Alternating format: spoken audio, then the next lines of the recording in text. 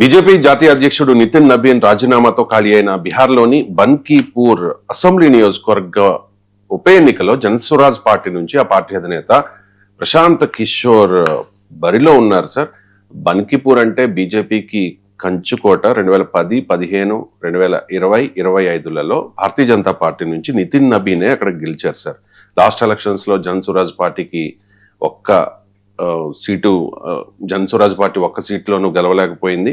And Prashanth Kishore అయితే పోటీనే చేయలేదు. ఇప్పుడేమో ఉప ఎన్నికలో పోటీ చేస్తూ ఉన్నారు ప్రశాంత్ కిషోర్. ఏంటి సార్, గెలిచే అవకాశాలు లేకపోయినా ఎందుకు? డెఫినెట్ గా అంటే గెలిచే అవకాశం, పోటీ చేయాలంటే గెలిచే వాళ్ళ పోటీ చేయరు. పోటీ వేరు, గెలుపు వేరు. గెలిచే అవకాశాలు ఉన్న వాళ్ళే పోటీ చేయాలని ఎక్కడ రాజ్యాంగంలో చట్టంలో లేదు. ఎన్నికల్లో పోటీ చేయడం అనేది ఇస్ ఏ లీగల్ రైట్. అది ఎవరైనా పోటీ చేయొచ్చు, మీరేం చేయొచ్చు, నేనేం చేయొచ్చు. ప్రజాస్వామ్యంలో పోటీ చేసేది గెలవటానికి కాదు, తమ అభిప్రాయాలు చెప్పడానికి, ప్రజలకు తామేంటో చెప్పడానికి కూడా ఎన్నికల్లో పోటీ చేస్తారు. గెలవడం, మ్యాచ్ ఆడే వాళ్ళందరూ గెలవాలని ఆడరు, గెలిచే వాళ్ళే ఆడరు, గెలవాలని ఆడతారు. గెలిచే వాళ్ళు ఆడితే ఓడిపెట్టేవాడు ఉంటాడు. సో ఆ స్పోర్ట్స్మెన్ స్పిరిట్ ఉన్నట్టే పాలిటిక్స్ అయితే ఇంకెక్కువ ఉండాలి. Democracy is not just winnowing elections, contesting elections కూడా ఒక ఐడియాలజికల్ కంటెస్టేషన్. పల పోటీలో ఉన్న మిగతా వాళ్ళకు నాకో తేడా ఇది, నేను దీనికి రిప్రజెంట్ చేస్తాను అని. ఇవాళ గెలవకపోయినా రేపు గెలవచ్చు. పోటీనే గెలిచే సమయం వచ్చినప్పుడే పోటీ చేయాలనేది ఎక్కడా లేదు. అందువల్ల రాజకీయ వ్యూహాల్లో భాగంగా, రాజకీయ ప్రచారంలో భాగంగా కూడా పార్టీలు పోటీ చేస్తుంటాయి. అయినా ఎవరు గెలుస్తారు అనేది ఎవరు చెప్పగలుగుతాం? అది ఎన్నికల్లో తేలాల్సిన అంశము, ప్రజలు తీర్పు చెప్పాల్సిన అంశం. అయితే మీరు అన్నట్లు బన్కీపూర్ డెఫినెట్ గా ఒక ప్రెస్టీజియస్ కాన్స్టిట్యున్సీ బీజేపీకి. ఎందుకంటే బీజేపీకి 1977లో కూడా రవిశంకర్ ప్రసాద్, కేంద్ర మాజీ మంత్రి, ప్రముఖ బీజేపీ నాయకుడు రవిశంకర్ ప్రసాద్ ఫాదర్ ఠాకూర్ ప్రసాద్ కూడా అక్కడి నుంచి గెలిచారు. మీకు నితిన్ నబీన్ ఫాదర్ నవీన్ కిషోర్ ప్రసాద్ సిన్హా మీకు 91లో అనుకుంటాను ఫస్ట్ టైం గెలిచారు. సో ఆయన వరుసగా 4 times గెలిచారు. మళ్ళీ నితిన్ నవీన్ 5 times గెలిచారు. అంటే అంతకుముందు 2009 కన్నా ముందు ఇది పాట్నా వెస్ట్ ఉండేది. ఆ తర్వాత ఇప్పుడు అది బన్కీపూర్గా మారింది 2009 డీలిమిటేషన్ తర్వాత. సో ఈ కాన్స్టిట్యున్సీ హిస్టారికల్గా more than 3 decades BJP strong seat. So అందులో ఎవరికి డిస్ప్యూట్ లేదు. అందులో BJP all India president Nitin Nabin, ఆయన ఆల్ ఇండియా ప్రెసిడెంట్ అయ్యాక రాజ్యసభకు వెళ్ళడం వల్ల ఖాళీ చేసిన సీటు. అందువల్ల తమ పార్టీ అఖిల భారత అధ్యక్షుడు వెకేట్ చేసిన సీటు కనుక బీజేపీ ఎంత ప్రతిష్టాత్మకంగా దాన్ని తీసుకుంటుంది అనేది మనం ఊహించగలం. మూడవది, బీజేపీ రాష్ట్రంలో అధికారంలో ఉంది. అందులో మొదటిసారి జేడీయూ నుంచి ముఖ్యమంత్రి పదవి కూడా తీసుకొని సీఎం పదవిలో కూడా బీజేపీ అభ్యర్థి కూర్చున్నాడు. నాలుగవది, ఇది నితిన్ నబీన్ మీకు ఇక్కడ కాస్ట్ సోషల్ కాంపోజిషన్ తీసుకున్నా, కాయస్థాసు మీకు బీహార్లో 2022-23 కాస్ట్ సర్వే ప్రకారము 2 కోట్ల మంది అప్పర్ కాస్ట్ పాపులేషన్ ఉంటారు. కాయస్థాసు, బ్రాహ్మణ్స్, భూమిహార్స్ ఇలాంతా కలిపితే 2 కోట్లు ఉంటారు. అందులో కేవలం 7,85,000 Kayasthas. Kayasthas is a very small community. అంటే మొత్తం బీహార్లో 0.6% మాత్రమే. మీకు 2 కోట్ల మంది అప్పర్ కాస్ట్ ఉంటే అందులో కేవలం 7,85,000 మాత్రమే. అయితే ఈ కాన్స్టిట్యున్సీ ప్రత్యేకత ఏంటంటే ఈ కాన్స్టిట్యున్సీ మొత్తం ఓటర్లలో 14% కాయస్థాస్. సో మీకు అందుకే ఇది నితిన్ నబీన్ కు వాళ్ళ ఫాదర్ కు అంత కంచుకొట్టగా ఉంటూ వచ్చింది. సో అందువల్ల సోషల్ కాంపోజిషన్ రీత్యా చూసిన బీజేపీకి కాయస్థా కమ్యూనిటీ ఇది లాయల్ ఓట్ బేస్. ఆ లాయల్ ఓట్ బేస్ అత్యధికంగా ఉన్నటువంటి, ప్రముఖంగా ఉన్నటువంటి సీటు కూడా ఇది.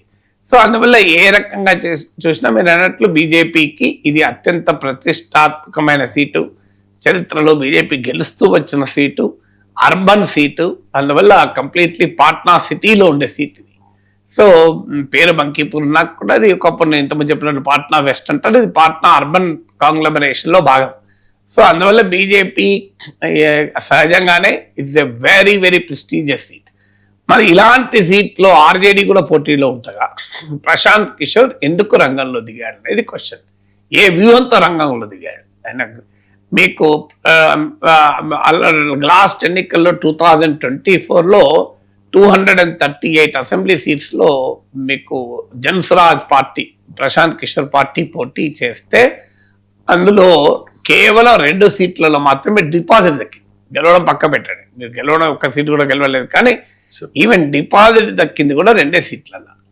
ఇంకో ఇంట్రెస్టింగ్ గణాంకం ఏంటంటే, అయితే అదే సమయంలో ఒక 2 డజన్ కాన్స్టిట్యున్సీస్ లో మీకు గెలిచిన అభ్యర్థి మార్జిన్ కన్నా కూడా మీకు జన్స్వరాజ్ పార్టీకి ఎక్కువ ఓట్లు వచ్చాయి. Nearly 2 dozen seats. అంటే 2 డజన్ సీట్స్ లో మీకు జన్స్వరాజ్ పార్టీ గెలవకపోయినా ఎవరు గెలుస్తారన్న దాన్ని ఈ పార్టీ నిర్ణయించగలిగింది. ఎందుకంటే ఆ గెలిచిన అభ్యర్థికి వచ్చిన మెజారిటీ కన్నా వీళ్ళకి ఎక్కువ ఓట్లు వచ్చాయి కనుక ఈ ఓట్లు జన్స్వరాజే పోటీ చేసి ఉండకపోతే గెలిపోవడంలో తారుమారవుతాయి. అందువల్ల 2 సీట్లలో డిపాజిట్ మాత్రమే రావడము, 1 సీటు గెలవకపోవడము, అడ్రస్ లేకుండా పోవడం ఒక అంశం అయితే, అదే సమయంలో 2 డజన్ల సీట్లలో ఎన్నికల అవుట్కమ్ పైన జన్స్వరాజ్ పార్టీ ప్రభావితం చూపింది. అందువల్ల మీకు జన్స్వరాజ్ పూర్తిగా కొట్టిపారేయలేమనడానికి కూడా ఇదొక మీకు 16-17 లక్షల ఓట్లు కూడా వచ్చాయి. నాకు గుర్తున్నంత వరకు నియర్లీ 17 lakh ఓట్స్ వచ్చాయి. సో ఆ మేరకు అది కూడా సిగ్నిఫికెంట్ నెంబరే టోటల్ ఓట్ల రీత్యా. అయితే ప్రశాంత్ కిషోర్ పెట్టిన కృషి వచ్చిన హైప్ తో పోలిస్తే నెగ్లిజిబుల్. ఎందుకంటే ఆయన 7.5 దాదాపు 2 ఏళ్ళు అనుకుంటారు, చాలా కాలమైన పాదయాత్ర చేశారు, 1000 కిలోమీటర్లు పాదయాత్ర చేశారు. ఒక చాలా very very successful poll strategist, very lucrative business. So 100 కోట్ల పొలిటికల్ కన్సల్టెన్సీ వ్యాపారం, హైలీ అకాంప్లిష్డ్ బ్రాండ్. ఎందుకంటే దాదాపు తాను కన్సల్టెంట్ గా ఉన్న ప్రతి ఒక్కరిని గెలిపించారు. నరేంద్ర మోడీ, నితీష్ కుమార్, కెప్టెన్ అమరేందర్ సింగ్, అరవింద్ కేజ్రీవాల్, వైఎస్ జగన్మోహన్ రెడ్డి, మమతా బెనర్జీ, స్టాలిన్, ఇలా ఆయన అడ్వైజర్ గా ఉండి గెలిపించిన పార్టీలు నాయకులు ఒక్కరు కాదు, 2 కాదు. ఒక్క ఉత్తరప్రదేశ్ లో కాంగ్రెస్ కు అడ్వైజ్ చేసి అక్కడ మాత్రమే దెబ్బతిన్నాడు తప్ప అది రేర్. అది మీకు ఇటీవల కూడా ఆయన నేను పొలిటికల్ కన్సల్టెన్సీ ఫీల్డ్ లో లేను అన్నాక కూడా లాస్ట్ ఎలక్షన్ లో తెలుగుదేశం పార్టీకి కూడా సలహాలు ఇచ్చారు. మీకు గన్నవరం ఎయిర్పోర్ట్ లో నారా లోకేష్, ప్రశాంత్ కిషోర్లు కనబడడం పెద్ద చర్చనీయాంశం కూడా ఆ తర్వాత.